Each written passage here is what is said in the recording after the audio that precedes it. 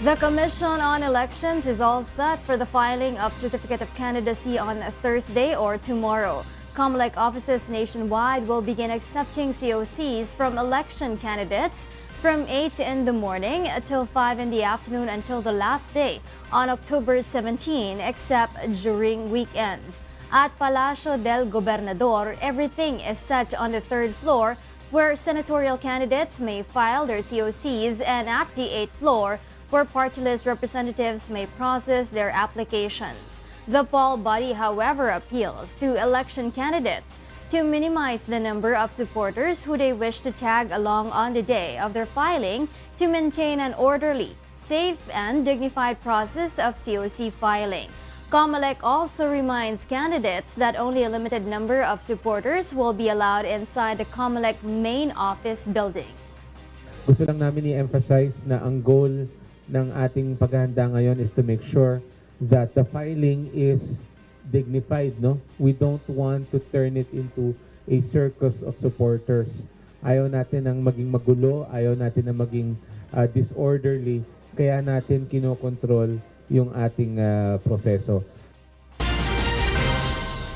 Vice President Leni Robredo hits the proposed federal charter in the House of Representatives, which booted out the Vice President from the line of succession under the transition government. The proposal places the Senate President as next in line should President Rodrigo Duterte be unable to perform his duties during the transition period.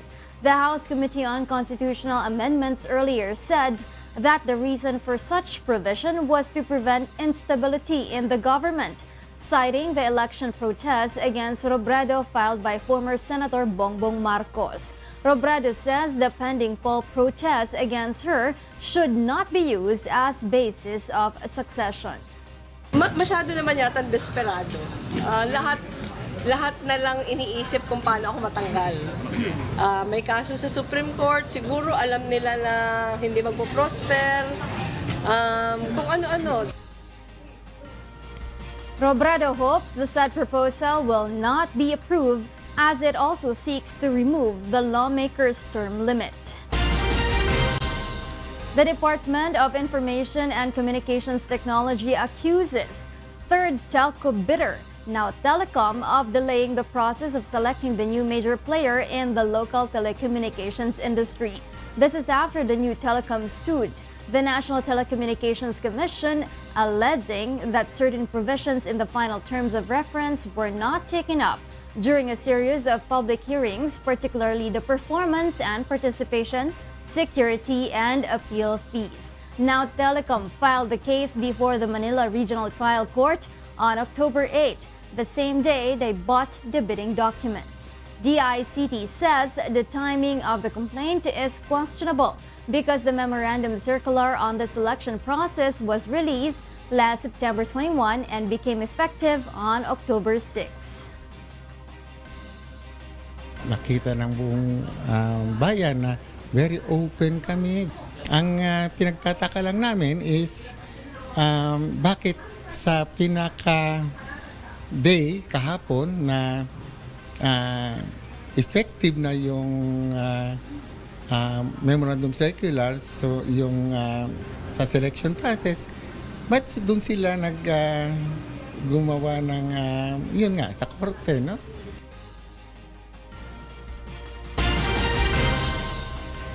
Opposition senators are seeking the suspension of fuel excise tax under the Tax Reform for Acceleration and Inclusion, or TRAIN law. Under the Joint Resolution number 15, the minority bloc is urging the Senate to also roll back fuel taxes to rates prior to the implementation of the law. The resolution also seeks to cover additional taxes that will be imposed under the second tranche of the TRAIN law. Hinihiling po namin ang suspension ng dagdag na buwis ngayong Enero. Tag-2 piso po sa diesel at gasoline at 1 piso po sa kerosene. The minority bloc hopes to pass the proposal before the Congress goes on its session break this coming December.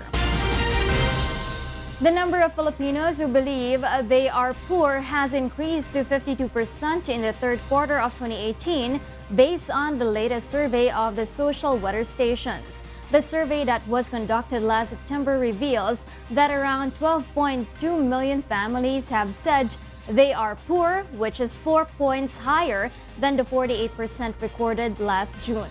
According to the SWS, the nationwide increase in self-rated poverty was due to the sharp increases in Balance, Luzon, and Mindanao.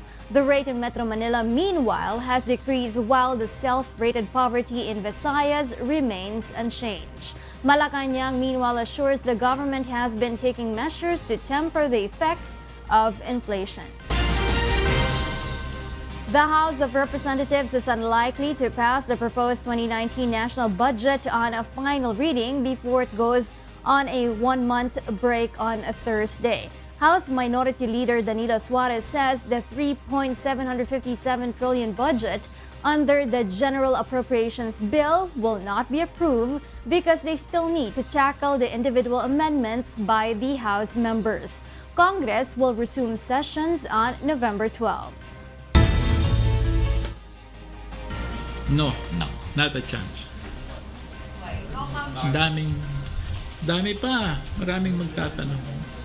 Baka pagbabalik na namin after the break.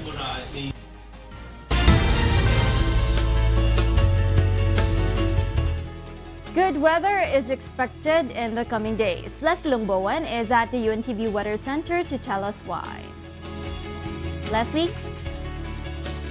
Yes, good evening. The warm and humid easterly winds will continue to bring fair weather over most parts of the country in the next few days.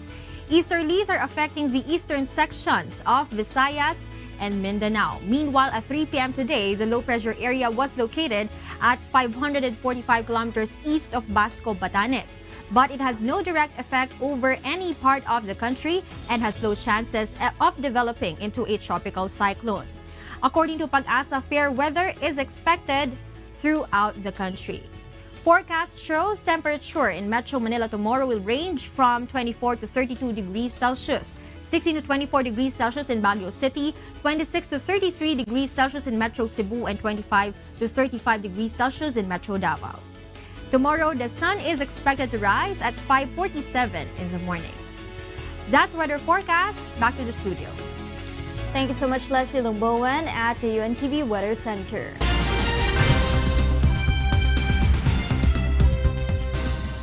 And for the news abroad, here's Stephanie C. live from Hong Kong. Yes, Stephanie, good evening. Good evening, Rina.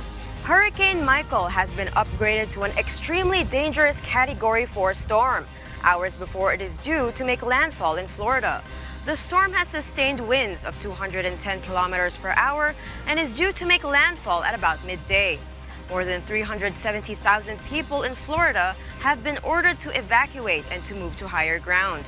At least 13 people reportedly died in Central America over the weekend as a result of storm rains and floods. Florida has declared a state of emergency, as have Alabama and Georgia. U.S. Ambassador to the United Nations Nikki Haley becomes the latest in a long line of high-profile departures from the Trump administration. Beverly Saison tells us why. The U.S. Ambassador to the United Nations, Nikki Haley, is resigning to take a little time off. Haley's resignation was announced by President Donald Trump at the Oval Office on Tuesday. We're all happy for you in one way, but we hate to lose. Hopefully you'll be coming back at some point, but you want to just, in maybe a different capacity. You can have your pick. Trump says he had accepted Haley's resignation and would name her successor within 2 or 3 weeks. She will leave at the end of the year.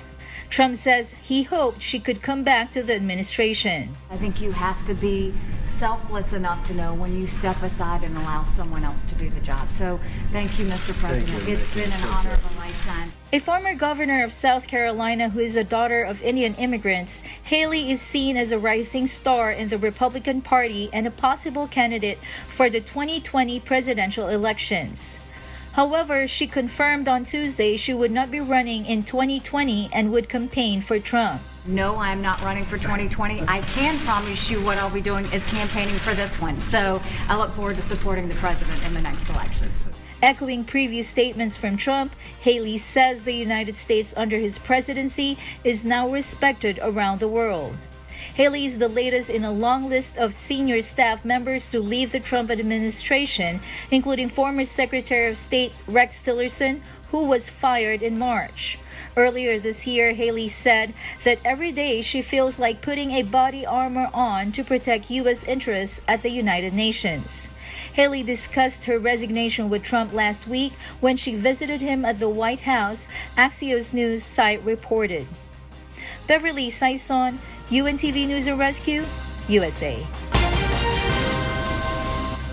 Thousands of people were evacuated in several villages in Ukraine following explosions in an ammunition depot.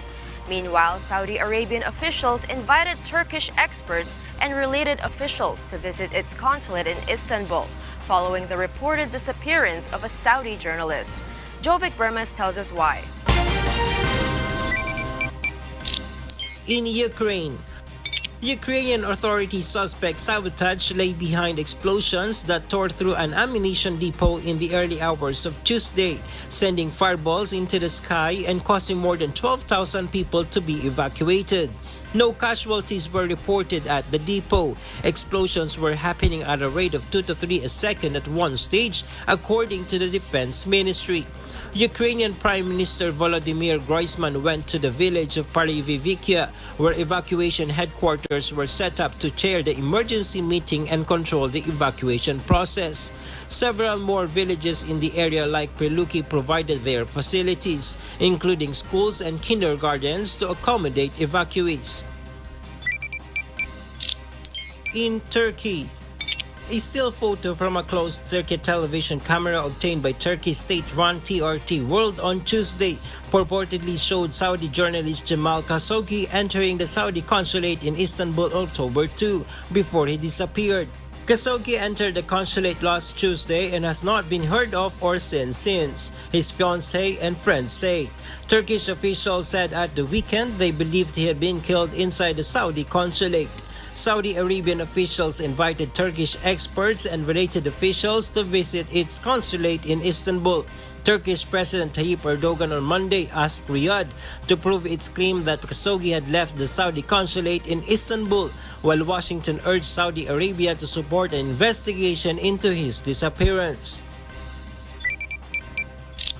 And in Mexico, police are investigating a couple arrested for transporting body parts in a pram in connection with at least 10 murders. At a hearing following his arrest, the man reportedly confessed to killing 20 women in a suburb of Mexico City. Investigators have found body parts in the couple's flat and at another nearby property.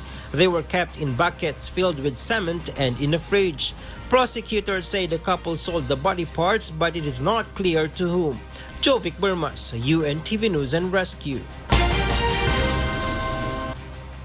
And those are the news from the other parts of the globe. Back to you, Rina. Thank you so much, Stephanie C. reporting live from Hong Kong.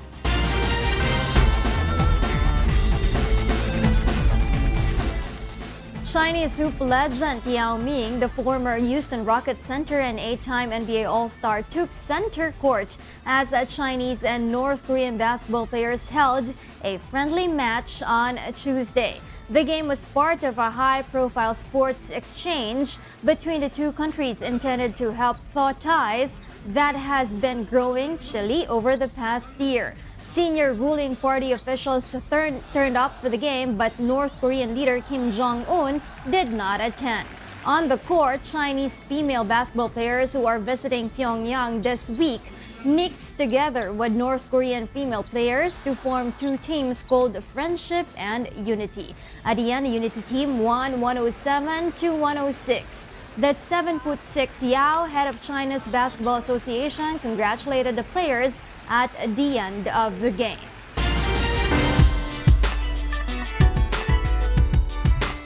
Straight off, a controversial dive into U.S. politics. Taylor Swift was the big winner at the American Music Awards on Tuesday, where she used her platform to again urge her fans to get out and vote. The 28-year-old pop singer won a record 4th Artist of the Year trophy at the fan-voted American Music Awards, beating rappers Drake and Post Malone, as well as Britain's Ed Sheeran and rock band Imagine Dragons for the top prize. On her acceptance speech, Swift encouraged her fans to vote. This award and every single award given out tonight were voted on by the people, and you know what else is voted on by the people? Is the midterm elections on November 6th. Get out and vote.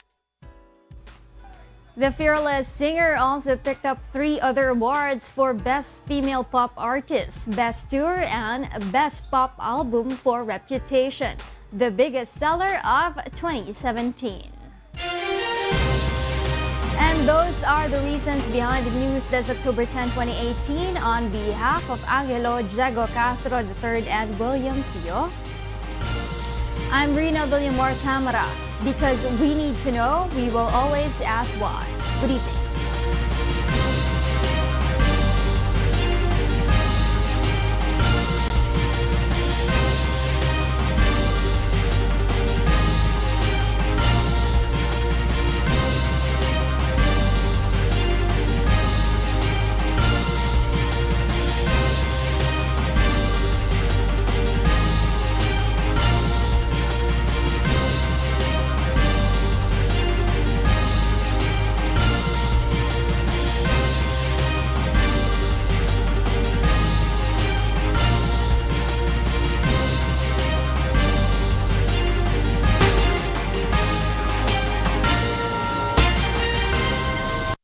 UNTV, your public service channel.